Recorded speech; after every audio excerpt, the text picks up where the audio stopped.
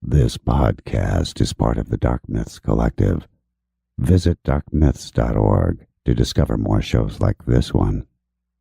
The darkness awaits.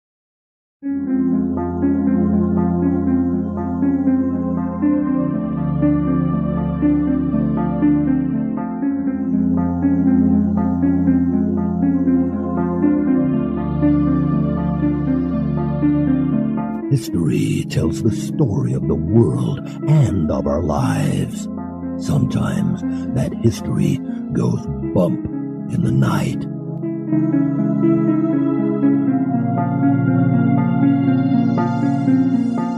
Broadcasting from the center of Oddity and the supernatural in Central Florida, it's the History Goes Bump podcast. Hello, you spooktacular people. Welcome to this 293rd episode of the History Goes Bump podcast. Ghost tours for the theater of the mind. I am your host, Diane. On this episode, we're going to be talking about caves in Kentucky and the Trickster, otherwise known as Coyote. This episode was inspired by the Hellier documentary produced by Greg and Dana Newkirk, who host the Week in Weird website and also run the Traveling Museum of the Paranormal and Occult. If you have not seen the Hellier documentary, and this is spelled Hellier, I encourage you to do so. It has 5 parts and it's absolutely free to see it. You just check it out at hellier.tv. I was really excited to watch this documentary because it was going to be talking about something that is of interest to me, strange creatures known as goblins. The first time I'd ever heard of people seeing goblins was the case of the Kelly Hopkinsville encounter. And I believe I covered this on A Moment in Oddity in a previous episode. But basically what happened is there was this UFO sighting, and then several people in this small town thought that they saw these goblin-like creatures. It was a very bizarre story. And when you have so many people claiming to see something, you tend to lean towards perhaps believing it, because how could they all be hallucinating this thing? Well, Greg Newkirk had been contacted by somebody in an email telling him that he lived near a cave in Kentucky and that he'd seen these goblin-like creatures coming out of it. And I don't want to give you guys any spoilers about this. I want you to watch it for yourselves. But I will tell you that they spend 5 episodes trying to find these goblins.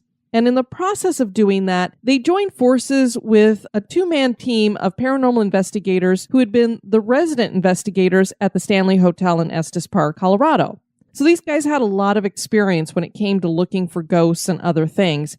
And they have a really interesting technique that they use with the spirit box. As you guys know, when I talk about the spirit box here on History Goes Bump, I usually kind of, whatever, don't put a whole lot of trust in this apparatus, which is basically a broken radio that's just scanning through the channels, and every so often you'll hear words pop out, and people claim that these are spirits trying to talk, and these are words that they're using. But of course, for me, if it's only one word, it could just be something that's coming through on a regular radio station. Now, if it's a full sentence, I tend to believe it a little bit more. Anyway, these guys, the technique that they use is one of them covers his ears with earphones so he can't hear anything, and also puts an eye cover on so that he can't see anything. It's like he's blocking out all the stimulation, and he also can't hear the conversation that's going on around him. What he's getting through those headphones that he's put on his head is the spirit box messages, and then he calls out what he's hearing. So you have Greg and Dana that are trying to communicate with a spirit, while this guy is throwing out things almost like a verbal Ouija board and giving them these messages. It was very creepy to watch, and I have a little bit more faith in that, seeing as how he isn't hearing what they're saying and he's blocking his senses and such. Of course, we're watching something on TV that could be rigged, so I have to believe that they're all on the up and up. And I tend to believe that Greg and Dana are. Well, while they were doing one of these sessions, something really interesting happened, and I am going to share that for you, so it might be a little bit of a spoiler. Whatever spirit they're talking to caused this gentleman to call out Coyote, and they all take their flashlights, and they're staying in this cabin out in the middle of nowhere. And so it's possible for coyotes to be out there, so they're putting their flashlights out, and they're looking around, seeing if they could see any eye shine, and they're under the belief that there is a coyote out there and that the spirit is warning them. And for a little bit, I was thinking the same thing. But as I continued to watch the documentary and all of the parts of it, I started to think, there is another meaning behind coyote. For Native Americans, coyote is the trickster god. And I couldn't help but think, as I watched what happens through this documentary, that somebody was playing with the Newkirks, possibly a trickster. And perhaps this spirit wasn't warning them of a coyote that was out on the edge of the property that they were staying on, but perhaps it was identifying who it was.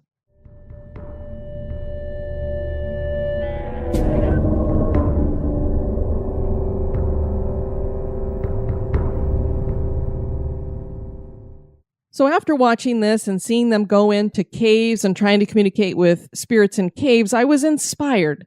I've been in 2 large cave systems in Kentucky myself, Mega Cavern and Mammoth Cave. And I thought, wouldn't it be interesting to do a show on the Kentucky caves and, of course, the Trickster altogether? So that's what we're going to be discussing on this episode. Before we get into that, I want to welcome into the Spooktacular crew Susie with a Z-I-E at the end, Allison with 2 L's, Stace, Donna, Tiffany with a Y, Kate with a K, Jessica, Kevin, Mike, Bobby with a Y, Christy with a K-I-E, and Annelle. Welcome, everybody. And now, this moment in Oddity.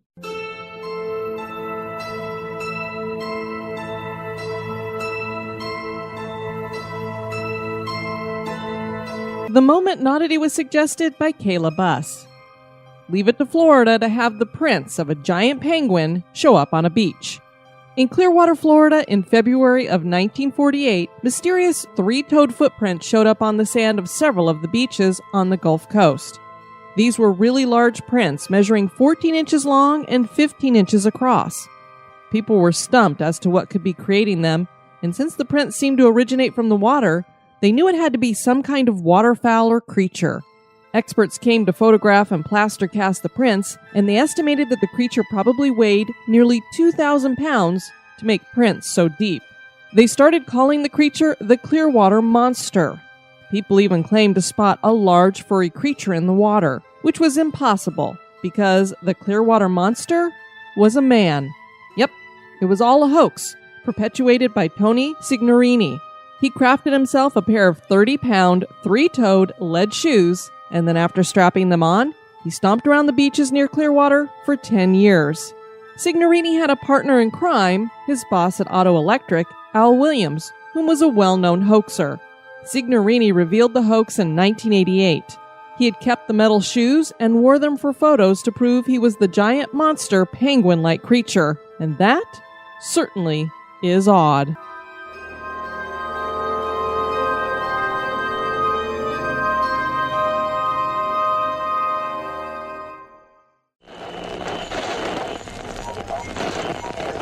Get out.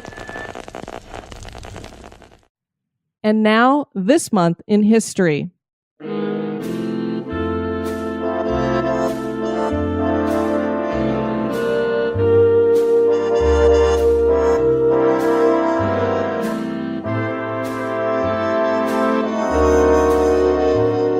In the month of March, on the 5th in 1946, Winston Churchill declares that the Iron Curtain has descended. Churchill was coming off of a political loss, having not been re-elected prime minister. President Harry Truman decided to cheer him up by inviting him to give a speech at Westminster College in the little town of Fulton in Missouri. Churchill jumped at the chance to build his American reputation. The president joined him as he traveled to Fulton on the train, and while they rode, Churchill asked the president to read a draft of his speech. The president told him it was very good, neither man knowing that the speech would go down in history. Churchill told the crowd at the college that, quote, a shadow had fallen upon the scene so lately lighted by the Allied victory. He explained that shadow was coming from Stalin's Soviet Union.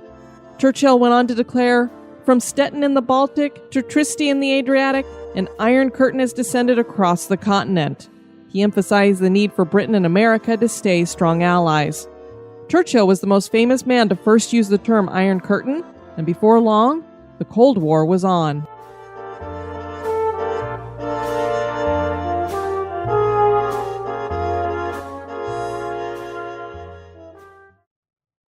A cave is a large void found in the ground or on the side of a mountain or hill. A void is an emptiness, and within that great nothing, one can find some of the strangest things. The state of Kentucky is not only a place full of caves, these voids seem to exist under the entire state, with the largest cave system in the world being located here. Add to the limitless possibilities of what could exist within caves the fact that these caves are carved mostly out of limestone, and you have the perfect makings for strange supernatural activity. Mega Cavern and Mammoth Cave are a wonder to behold. There are stories of other things here that cannot be as easily explained as natural wonders and formations.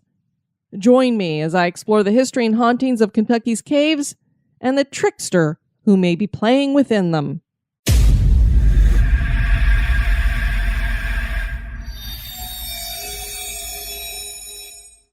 When I visited Mammoth Cave, I was blown away with the immense size of the system, and I saw but a small fraction of it. And I was joined by several members of the Spooktacular crew. We had a great time touring, and we got some great pictures of these gorgeous formations, stalagmites and stalactites, and all of these things that get formed when water passes through a cave system. There's a multitude of passages, crawlways, and chambers. And then on top of the fact that we're in one of the largest cave systems in North America, the Appalachian Mountains are here. This is a mountainous region reputedly full of magic. I've talked about Appalachian folk magic in a bonus episode for supporters. We've touched on it a little bit in other episodes when we've talked about places in North Carolina. Caves are thought to harbor spirits, and on a recent bonus cast about the Cave of the Crystal Sepulchre, I shared that the Maya thought this was the entrance to hell.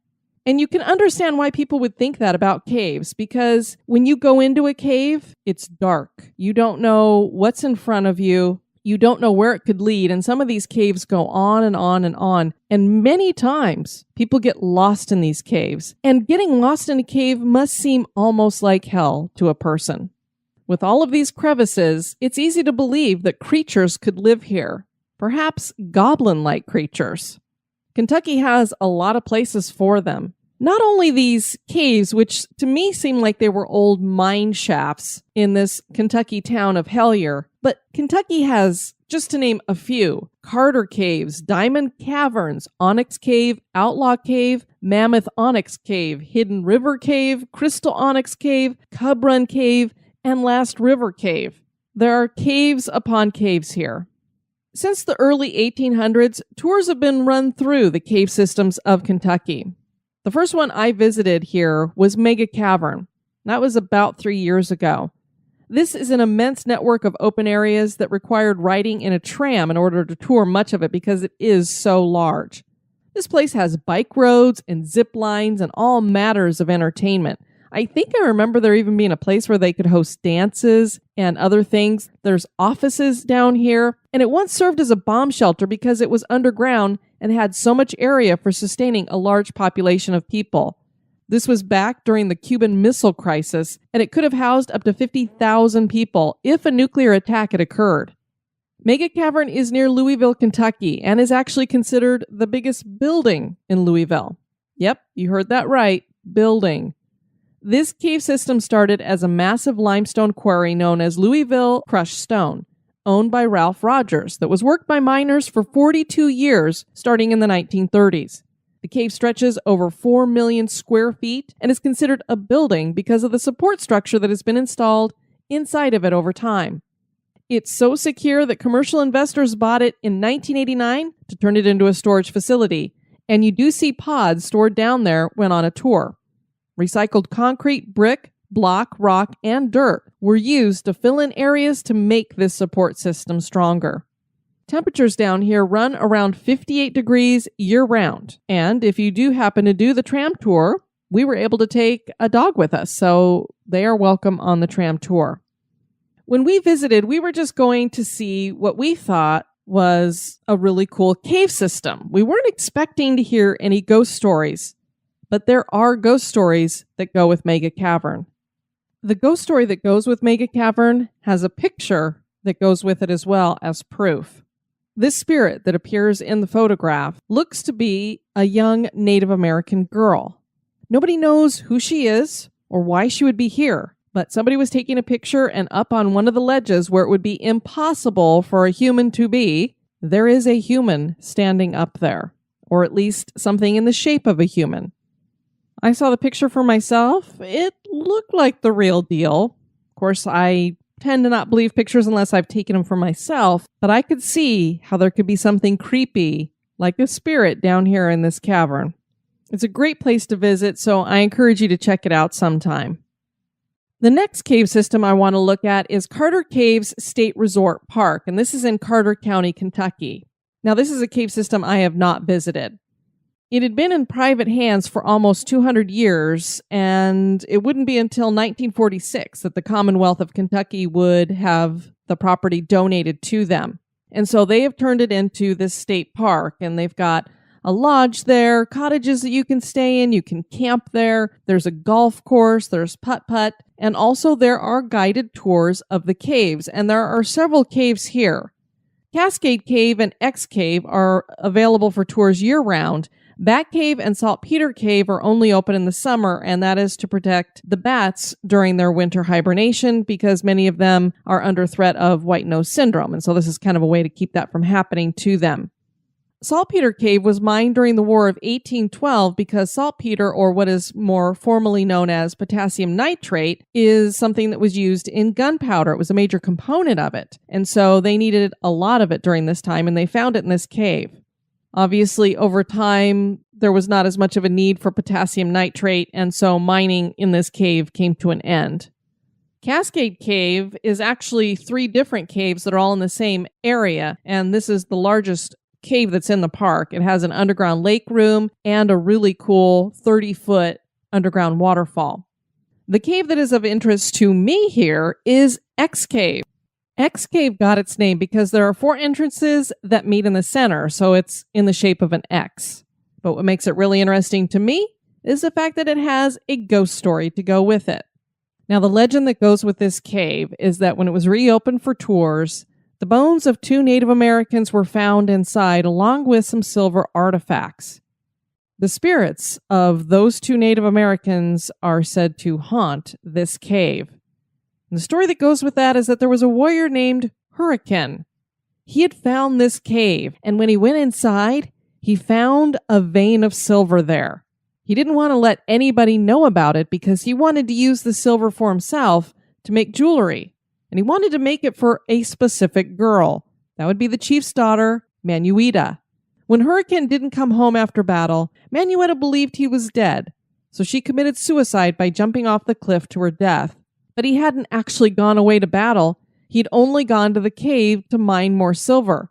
He was going to ask her to marry him, and he wanted to make her some gifts for that occasion, probably a really nice ring.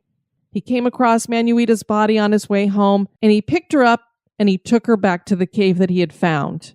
Now, the chief found out that Hurricane had taken Manuita's body to this cave, and he believed that he had killed his daughter, or for some reason, he was responsible for her death. He wanted to see his daughter's body one last time, and he asked Hurricane if he could see it. So he goes in to visit Manuita's body, but he never made it out of the cave. No one knows if he just decided to stay there or if he became lost, but it's said that the bones that were found here are from Manuita and her father. I wasn't able to find any ghost stories to go with any of these other caves that are in Kentucky, but I wouldn't be surprised if there were some haunting tales inside of these caves, or if there were even some goblins living in there. One cave in Kentucky that has a lot of stories to go with it, though, is Mammoth Cave. Next to the Bell Witch Cave, this is probably the most haunted cave in all of America. This place is massive, and it is so gorgeous, so many neat things to see inside of it. There are tons and tons of crevices and hideaway places, so it's not surprising that there seems to be enough ghosts to fill all of these different crevices. It's considered the longest cave in the world, and that's because there's a lot of little caves that have connected to it. And there's a reason why a lot of these caves are connected to it to this day. It wasn't necessarily that this was something natural that happened, more like something man-made that happened. When we look at the history of Mammoth Cave, we have to wind it back thousands of years. The first people to use this cave were the indigenous people here, and many of them used it not only to mine some of the minerals and deposits that were inside, but they also used it as a place for burial. Many indigenous people consider caves to be a very spiritual place, a place where our physical lives connect with spiritual lives, a way to get into the spiritual world. There's a connection there. And the deeper you go into the earth, the closer you get to the spiritual side of things. When you think that many of us are raised with this idea that hell is somewhere down below us, so it's got to be in the center of the earth, it's not surprising that a lot of these indigenous people thought the same thing of caves, that they all led to hell or Hades or some other afterlife. What these people left behind were not only artifacts, but also mummies. The elements in a cave are perfect for mummification, and that happened with a lot of these people who were placed here. Their bodies became mummified, and for many years they were an attraction, the mummies of the caves, something to be seen. These weren't just indigenous people that were left behind as mummies, though. There were early explorers who came through here that lost their way, and their bodies being left behind became mummified. The more modern world would not find Mammoth Cave until the 1700s. It was during the French and Indian War that a British soldier became the first reported European to reach this region. Legend has it that the first white man to come to Mammoth Cave was a man who went by the name Hutchins, and he apparently was out bear hunting one day, and he finds this bear, he's chasing it down, the bear runs into a cave and he follows after it, and bingo, Mammoth Cave is discovered. Now, whether that's a legend or a true story, I don't know, but supposedly this happened in 1797. But this man would not be the first one to own the cave. That would be Valentine Simmons. He claimed about 200 acres of land in this region, and that included the cave. When he delved into the cave, he discovered that it had saltpeter in it, which, as I said before, was used for gunpowder, and bingo, this was going to be a saltpeter mine.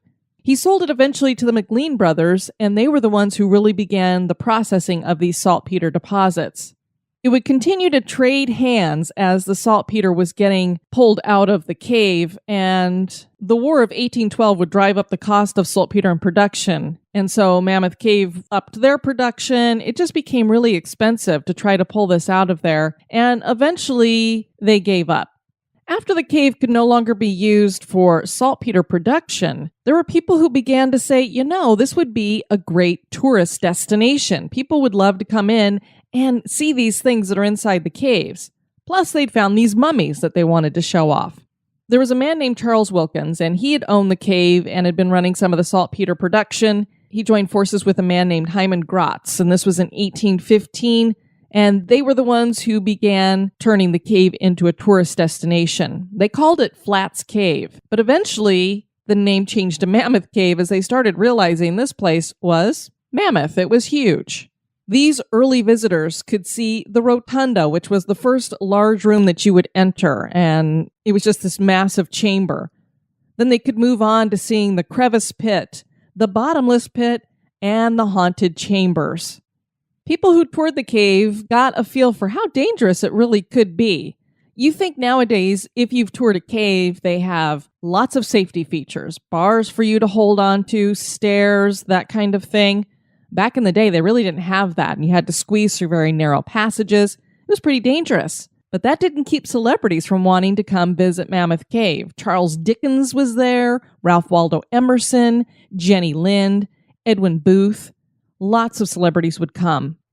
The early cave tour guides that were here were slaves. The first people to do work in these caves, mining the saltpeter, were slaves. So it was only natural that they would become the first tour guides. In 1838, a man named Franklin Gorin, he was a lawyer in Kentucky, decided that he would like to take over the cave. So he paid $5,000 for the rights to the cave. And he went about doing a lot of improvements to them.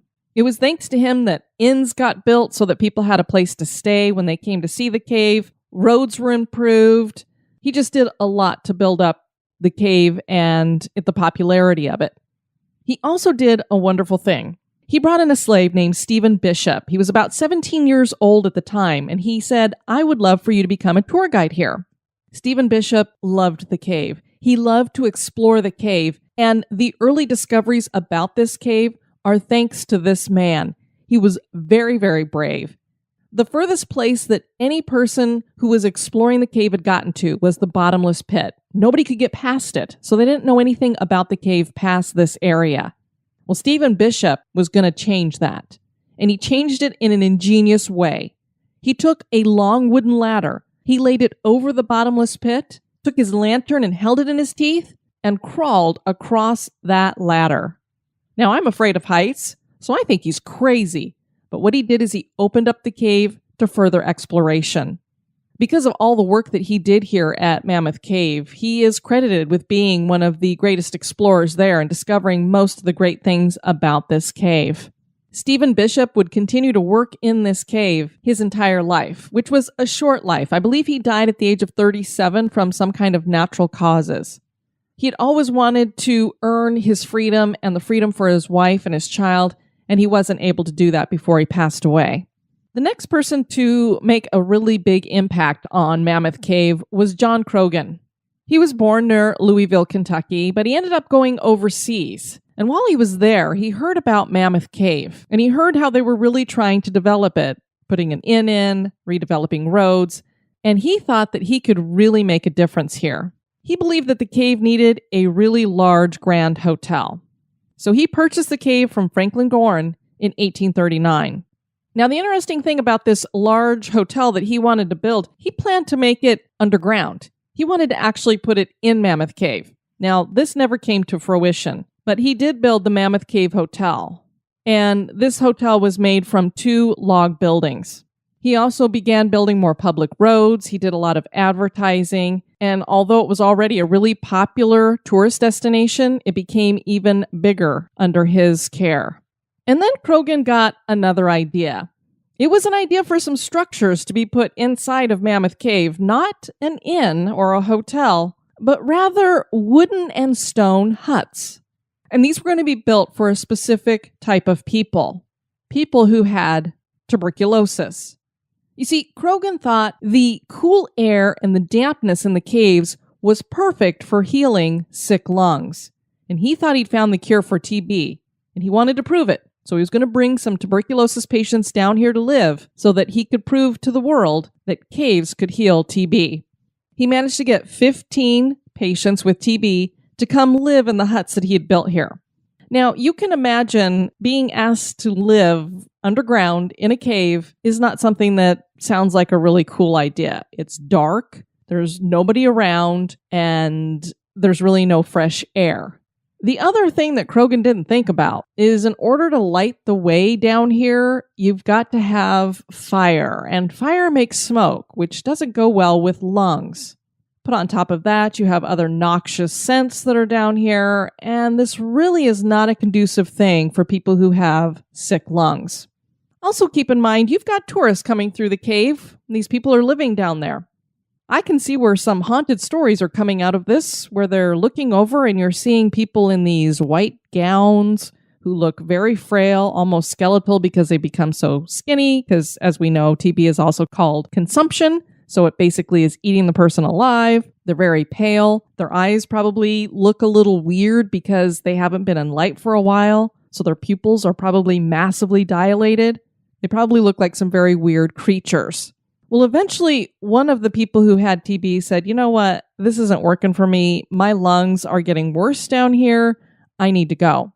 And so he went back up to the real world, and eventually the rest of the patients followed suit. Unfortunately, all of them did die eventually. And ironically, Croghan developed TB himself, and it did take his life. These wooden and stone huts are still something you can see when you visit Mammoth Cave on certain tours. So we come into the 20th century, and we have something that gets started with all of these Kentucky caves, and it's called the Cave Wars. You see, what happened is back in the day, as you're probably getting a feel for as I'm telling you about the history of these caves, these were privately owned. And if you're privately owning a cave that you're using as a tourist destination, you want to get everybody to come to your cave. When you've got a lot of caves all in the same area, you got to do a lot to get people to come to your cave, not that guy's cave. So we got these cave wars going on where people are fighting with each other. They're deceiving people. They have these headhunters that they're putting out on the road telling them, hey, if you come over here, you can go to Mammoth Cave. Even though this may not be Mammoth Cave over here, this could be some other cave. They're telling you it's Mammoth Cave. Well, one of the men who owned a cave here was named Floyd Collins. He had a cave named Crystal Cave, and it was off the beaten path. Not a lot of people wanted to come there. There was nowhere to stay. Even though it was beautiful inside, it just wasn't as attractive as Mammoth Cave. Floyd knew he needed to do something. So he decided that he was going to find a cave that would be more attractive to people. And he was an expert caver, so he was used to exploring caves. And he finds this other cave called Sand Cave. And he thinks to himself, if I can get far enough through into this cave, maybe I can get this to have an opening into Mammoth Cave, and then I can tell people that they can get to Mammoth Cave through this cave. So he goes in one day and he's exploring. He's told his brother what he's doing, and he's told the farmer who owned the land there what he was doing as well. It's really hard for him to get through. It's very narrow. It finally starts to open up, and he's like, this really could work out. If I can get that front area opened up more, I think I can get people to come into here. But his lantern is starting to lose its light. So he's like, I need to head back home. I'll come back tomorrow and figure out what else I want to do here. Well, unfortunately, as he's turning to leave, he steps into a crevice and his foot gets lodged a little bit. And as he goes to pull his foot out, he unsettles some boulders that are there. And one of them was a huge boulder that fell against his leg, and it completely pinned him. A couple more boulders fell and pinned his arms. He was completely trapped. They called it a stone straitjacket. So Floyd lays there for a while, and his brother realizes that he's not come home. He knows where he's gone. He thinks something's happened. Floyd has gotten trapped and needed to be rescued before, so this is not new. He gets down into the cave and he sees the predicament that Floyd is in. So he goes to get help, and the rest of the family comes. It's accessible enough for them to get food and water to Floyd, but they can't get him out. So a bunch of miners come from all these different states and from all these other caves and mines from around there, and they're trying to get Floyd out. And in the process of trying to get him out of there, they may have actually endangered him a little bit. It's taking them several days, and during this time, the newspapers catch on to the story, and it makes national news and even international news. Everybody's talking about Floyd Collins, who's trapped in this cave. And we know that feel nowadays. Whenever there's miners who get trapped in a mine, it tends to make national news as well. There was this one newspaper guy who was a really small guy, and he was able to wiggle his way in, and he was interviewing Floyd. He would go back and forth, and he would tell Floyd how the progress was going with getting him free and take him food and water. And he kept updating the newspapers with everything that was going on. Well, eventually, after a couple of days, there was another rock slide, and this one blocked the path completely. And they realized, the miners said, there's no way we can get through this way. We need to do something else. So the governor of the state of Kentucky said, okay, I'm going to call in the National Guard because we need the big guns to come in here and help us. So the National Guard comes in, and they're digging in from a different way to get to Floyd. Unfortunately, it took them 17 days to get to him. And you can imagine, without food and water during that whole time, when they did finally reach Floyd, he was dead. Later on, experts will study him and find out that he actually probably made it to the 15th day, so he almost survived long enough to be rescued. It's still a precarious situation. They can't get his body out, so they decide to just leave him there. Well, Floyd's brother is not going to have any of that. He says, I'm getting my brother out of there. So he takes a couple other miners, and they do manage to get Floyd's body out of there. They take him, and they bury him. Now, while Floyd was down in this cave for those 17 days that it took them to get to him, a circus atmosphere developed outside of the cave. They were selling popcorn and peanuts and probably Cracker Jacks, and all of these people wanted to get a little piece of what was going on here. And it still stayed a very famous story even after Floyd's death. Floyd's father, Lee Collins, still owned the cave, and he decided that he wanted to sell it. So he sold it in 1927 to Dr. Harry B. Thomas. Thomas not only bought the cave, but he bought the family's property. And buried on that property was Floyd Collins. He got this fabulous idea. He decided that he wanted to put Floyd on display.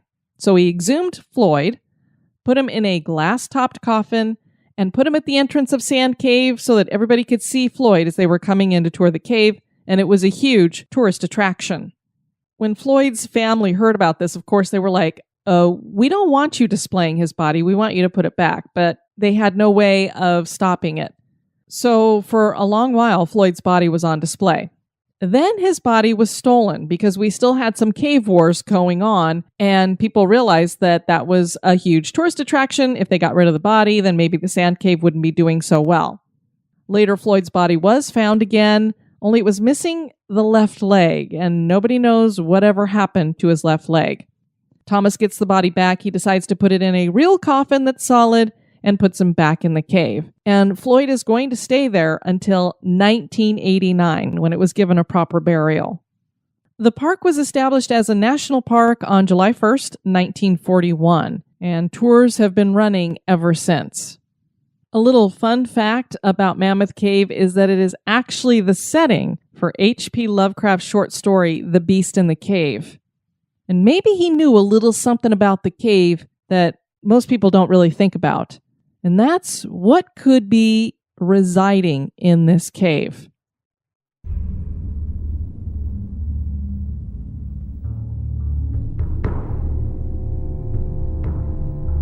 Is it possible that there are some supernatural beings that are within the Mammoth Cave? Well, there certainly are a lot of ghost stories, and I'm going to share some of those with you now.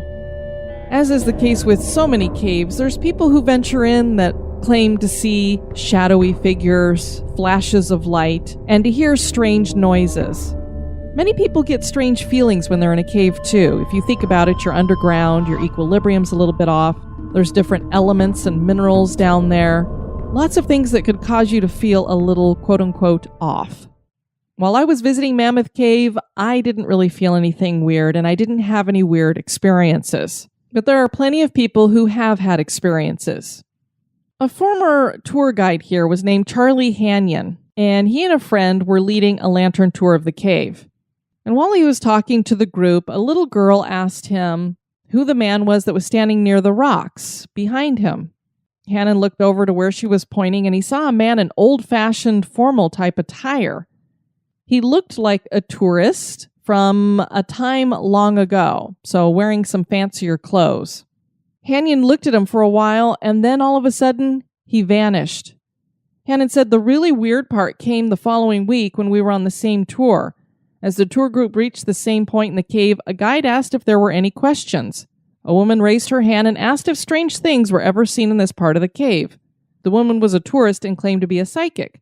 She pointed over the place in the rocks where Hanyon had seen the man the week before, and she asked who that person was.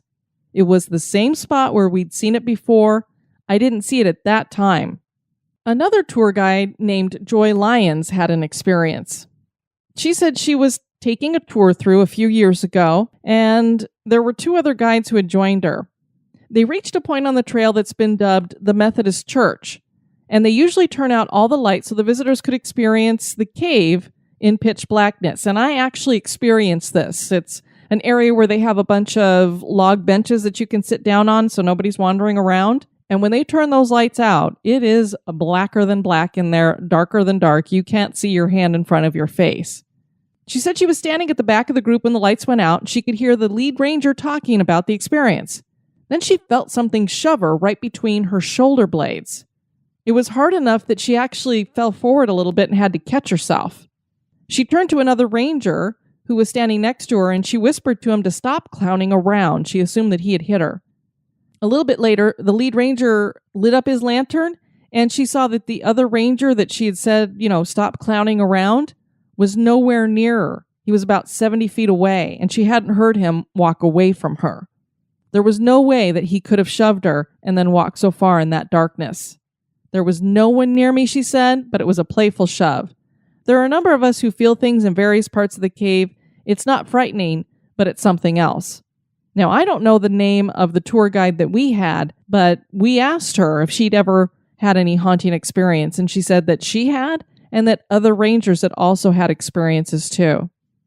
There was another ranger who was taking a group through, and she noticed that there was a guy who kept lagging behind. He was wearing a striped shirt and denim overalls. She kept keeping an eye on him because he just kept lagging behind. Finally, they were getting towards the end of the tour, and she noticed that the guy was nowhere near the group anymore. So she kind of stepped back, tried to see if she could see him anywhere. She didn't see him anywhere. So she calls another tour guide over and says, there's this guy in a striped shirt wearing these denim overalls, and I just don't know where he went to, but he was at the back of the group. I wonder if he wandered off somewhere. So the tour guide goes off to see if he can find this guy. Doesn't find him anywhere. She gets rid of her group, goes back in there to see if she can find him, and they never did find this man. So either he was somebody who got himself lost in the cave, or was he someone maybe in a spiritual form? Another former employee, George Wood, was working with another guy named Bill Cobb, and they were doing some studies in Crystal Cave. They were looking to see how the groundwater was flowing through there. It was taking them quite a while, and they didn't get to the last spring until it was already dark out.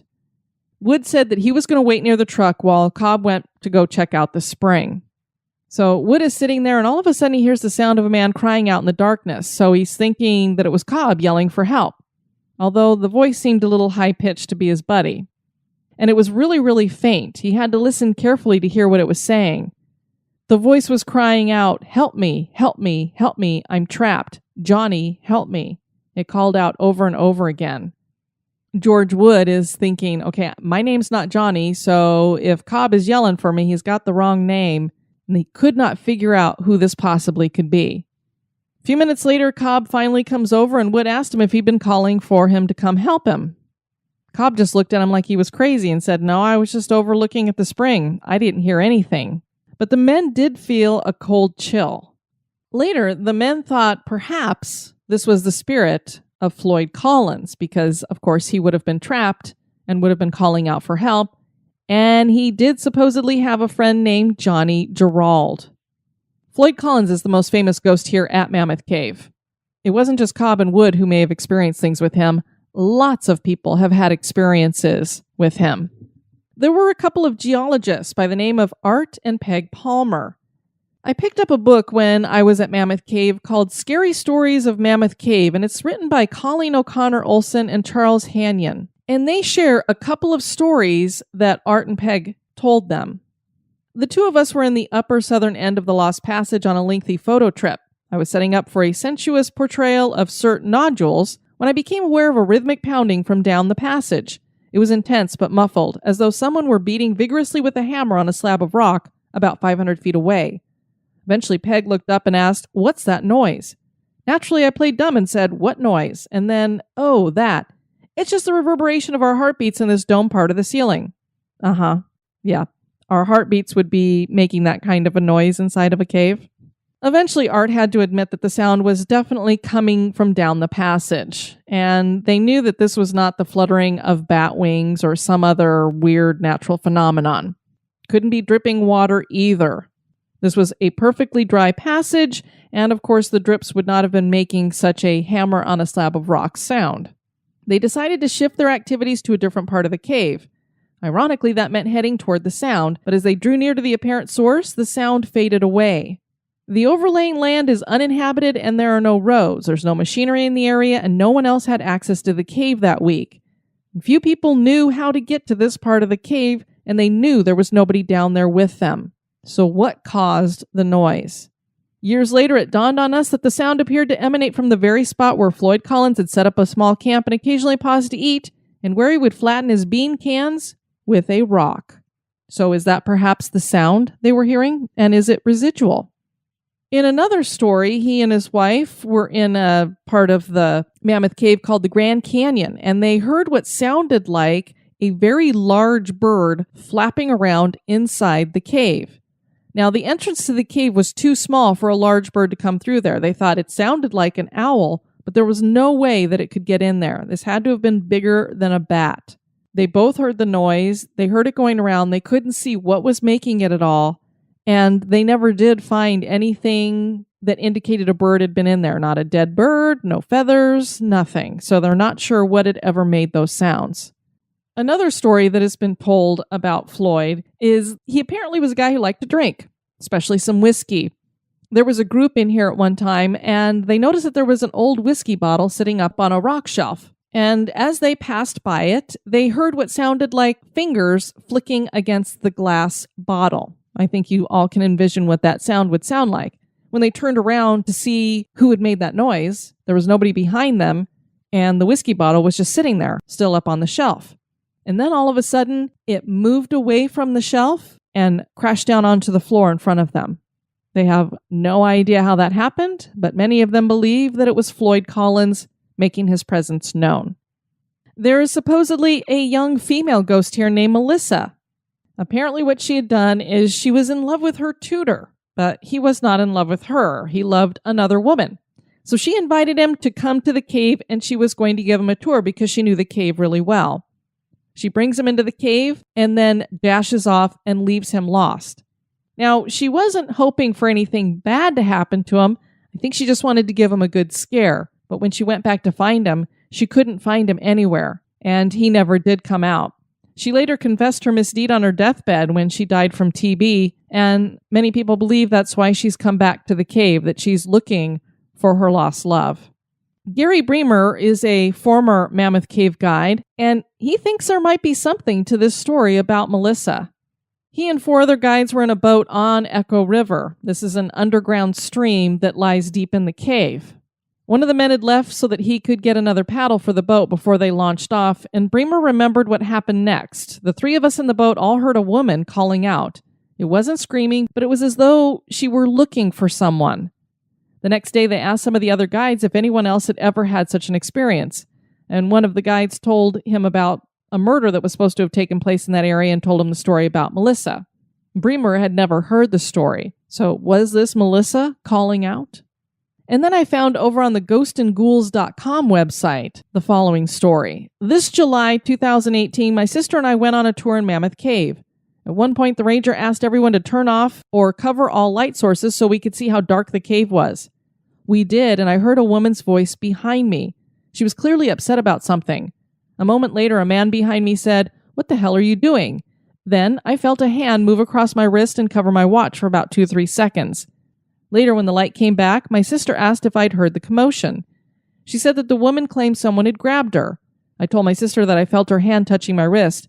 She swore she never touched me. We soon realized that someone or something touched that woman, that man, and me while the lights were off. The Green River, which is right near Mammoth Cave, also is said to have its own monster in it. In the early 1940s, several eyewitnesses claimed that there was a monster there, and it was said to be about 12 feet long and weigh about 300 pounds. And when it jumped, the water would splash 200 feet high. There was a ferryman who claimed that he had seen it, and he said, "It's got a powerful big head. It could swallow a man without no trouble. Once it opened its mouth and I got a glimpse inside. I could have rolled a barrel, and I don't mean a keg, I mean a big barrel in its mouth. It's got fins and a tail just like any fish and eyes as big as horse apples setting in its head. It's got the longest whiskers or feelers you ever saw, and once when it jumped, I thought I saw legs on its belly, but I can't rightly say that they were legs." So is there a Loch Ness-type creature right near Mammoth Cave? Also, remember Stephen Bishop that I told you about, the tour guide who had discovered all these things and crossed over the bottomless pit? Well, obviously, since he loved this cave so much, he was very attached to it. He was buried in the cemetery that's right near Mammoth Cave. I believe it's called Old Guide Cemetery, something like that. Anyway, there are reports that his apparition has been seen inside the cave, and people describe him to a T, even though most people aren't aware of who he is or why he would be in the cave. They see a person of color who has a mustache and very chiseled features, and this is the way that Stephen Bishop appeared. So kind of cool to think that he would be coming back to a cave that meant so much to him. So here we have a cave that has had mummies, people with TB, stories of devils and ghosts within it. Quite a crazy place. But could there be someone else here?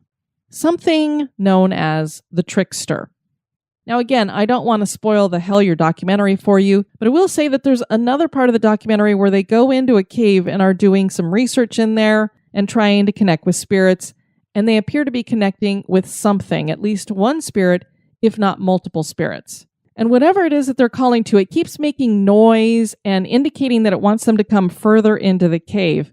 And you keep getting this feeling that something is trying to draw them in. I'm not going to tell you everything that happens, but I can tell you I wouldn't have wanted to follow into there. And just thinking back, and this is why I started thinking, is it saying, watch out for the coyote, or is it saying, I am coyote? Coyote is something that has been believed in by indigenous people all the way back to the Aztecs and the Maya. The Aztecs called him Coyotl, the old coyote. He's a trickster, capable of pulling lots of pranks, reversals, and generally he's thought of as being cruel.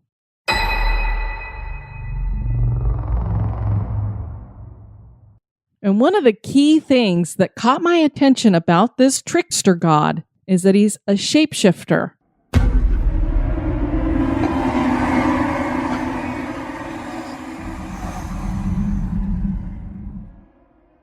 So is it possible for him to make appearances as little people, like perhaps goblins coming in and out of a cave?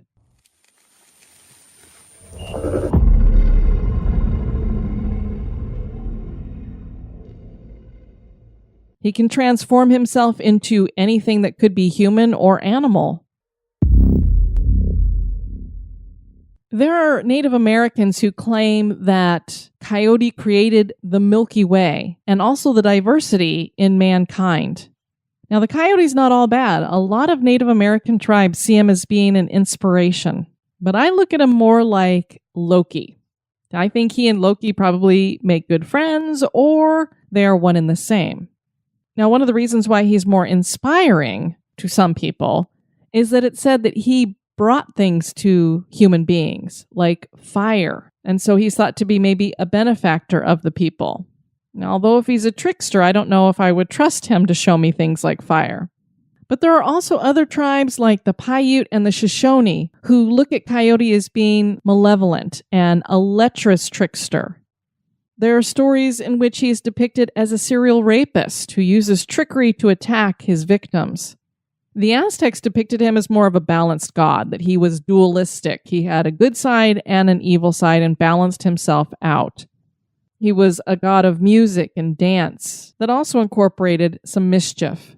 And in a lot of the ways that you see him depicted, he's seen as a coyote that's dancing around with human hands and feet.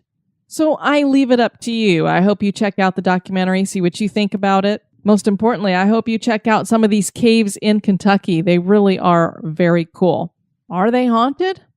That is for you to decide. I want to encourage you guys to check out the website at historygoesbump.com. And if you want to send me some feedback, you can do that at historygoesbump@gmail.com. I got an email from Amy. And she writes, when I was pregnant with my youngest daughter, my oldest would talk to my belly and call the baby Katie, even before we knew the sex. So after we found out she was a girl, we'd planned to name her Caitlin Page. When the baby was born and before Jade saw her, I remember telling my husband that she didn't look like a Caitlin, but she felt like Paige. He agreed with me, but we wanted to be sure before we changed it. When Jade finally saw her for the first time after calling her Katie for months, she looked at the new baby and said, "That's not her." So we were definitely changing the first name. After 2 days, the nurse said the baby couldn't leave without a name. I don't remember the details because that was 20 years ago, but at some point, Jade said she wanted Paige to come home. She hadn't been in the room when my husband and I decided she looked like a Paige, and we still hadn't decided on a first name. I asked Jade what she thought the baby's first name should be. Jade, who was about 3.5 at the time, told me that Paige was her first name. It wasn't even, hey, I think her name should be this, or yeah, I like that name. It was, that is who she is. I played along with her and asked what Paige's middle name was. She said it was like her own, but not the same. She said it was kind of a boy name, but it looked like her, Jade's first name, and it would kind of mean the same. I was absolutely dumbfounded. Jade's middle name is Ryan, and it's a nod to her Irish heritage. Jade didn't know how to articulate what she was trying to say, but I knew a visual would help her, so I started writing names down, and after a lot of frustration and a 3-year-old's attempt to explain, I finally understood what she was trying to say. That is why her baby sister's name is Paige Erin, and it's spelled Eryn. It's a huge nod to their Irish heritage, and the Y is like the one in Jade's name. And for a 3-year-old, it sounds like a boy name. Jade never mentioned the name Katie again, and when asked, she said she didn't know what we were talking about, like the memory had vanished. My girls are now 23 and 20 and have been inseparable since the day we brought Paige home from the hospital. I don't know who Katie was. I don't want to think of another being trying to invade my unborn child, but Jade was so absolute in that name and then equally absolute that it wasn't her. When she said that's not her, it was like she didn't recognize her. So if she didn't recognize her, does that mean she would have recognized Katie? I don't know, but one truth that I've never really studied before is how strongly everyone felt that the baby should be called Paige. She couldn't have ever been anyone else, almost like she was Paige before she was ever conceived. Here's a little fun fact. Paige was born 7 minutes after I arrived at the hospital, so the nurse delivered her without meds. Oh my gosh. That nurse told us her daughter was named Caitlin, and they called her Katie. And she told us 3 babies born in the hospital that same night were all named Caitlin. So did Jade have a strange premonition that a connection to someone called Katie would be involved with her sister's delivery? Is Katie a past soul living through 3 other 20-year-olds born at the same hospital on the same night? Or was that just a very popular name and Katie just part of a toddler's imagination? That is for you to decide. I love it. I also got an email from, and I'm not even going to attempt this name because I know I'm going to butcher it, but your first name is Huy. Thank you so much for writing and letting me know that you've been listening to the podcast and been enjoying both the history and the haunting part. And thank you for your suggestion. I've definitely added it to the list. And then finally, I heard from Jill. I just listened to your New Orleans episode. I have an answer to why an O'Reilly was sent by the Spanish. The Cromwellian conquest of Ireland, or Cromwellian War in Ireland, which was from 1649 to 1653, pushed my ancestors out of Ireland, specifically Briffny, known today as County Cavan. My 11th great-grandfather was king of Breffin at the time. The British defeated the clans and enforced the Protestant religion and forced the landowners to pay rent for their own property. The majority of the O'Reilly sons left with their families. Many went to England while my direct ancestor, 10th great-grandfather, came to America and purchased the land where our U.S. capital stands today. His brother went to Spain to fight against the English. All of the sons were very well educated and could speak multiple languages, so he was beneficial to Spain since he spoke Spanish, Gaelic, French, and English fluently. Well, isn't that fascinating? And thank you for sharing that, Jill, because I was just like, when I was doing the research, I kept going, how can this guy's last name be O'Reilly and he's with the Spanish? Just didn't make any sense. Now it does. I just got back from a trip to the Bahamas, so I put up a bonus cast featuring the myths, legends, and some haunts of some forts in the Bahamas. If you guys sign up at the $5 or above level over at Patreon or on PayPal, you get access to that and all of the past archives. There are over, I think, 150 bonus episodes now, so if you need more to listen to, there's plenty there for you. You can check that out at patreon.com/historygoesbump. And now on to some Apple podcast reviews. We have Alphaba II, Fabulous Dose of Haunted History, 5 stars. I've been listening since summer of last year, and this podcast never disappoints. The host, Diane, dives into the details about various topics and locations. A unique spin on the paranormal, offering skepticism based in actual history, debunking falsities, and offering up some haunted realness. And of course, we live or die for Mort's eulogies. Awesome. Shamrock 79, my new favorite paranormal podcast, 5 stars. I discovered this podcast due to a shout out from Selena at the Haunted Estate, and I'm so glad I checked it out. It has quickly become my favorite to listen to while doing household chores. I love history and I'm intrigued by the paranormal, and this podcast is a great blend of both. It's well written and Diane is well spoken. My list of future trips and vacation spots grows with each episode. Thanks for making my never-ending mundane laundry folding bearable. Well, you are welcome. And then we have another one from the UK, LJ Bramman. Fantastic podcast, 5 stars. Love this podcast. Thanks so much for doing what you do for free. I'll be signing up to Patreon. I love to hear your knowledgeable and informative tales. Even though most are not from where I live, the UK, it doesn't stop me thoroughly enjoying them. Well, thank you for that. If you haven't left a review over at Apple Podcasts or wherever you listen to your podcast, please think about doing so. I would greatly appreciate it. I want to thank you guys for tuning in to this episode. I've been your host, Diane. You take care now. Bye-bye. This episode has been brought to you by our executive producers. Dispatches from the Grave Digger. I want to thank Jonathan Smith for increasing your donation. You will be moved into a chest tomb. And welcome to Cynthia Moss. You will be getting buried under a marble headstone, which of course means you get one bonus episode every single month. How awesome is that? All right, Mort, time for some more of your eulogies. Take it away, big guy. Eulogies by Mort. Beth and the yacht was a magical lady. Perhaps she will teach me some things, maybe. She was part of the spooky crew on the Queen Mary, because she must like things that are scary. Bobby Watts was a lady full of fun. She seemed to be a fan of Clemson. Her sorority was Delta Sigma Theta. Her time in the afterlife is not in beta. Teddy Clark came from the state of the Beehive. Unfortunately, she is no longer alive. She was born under the sign of Cancer. Questions about the afterlife she can now answer.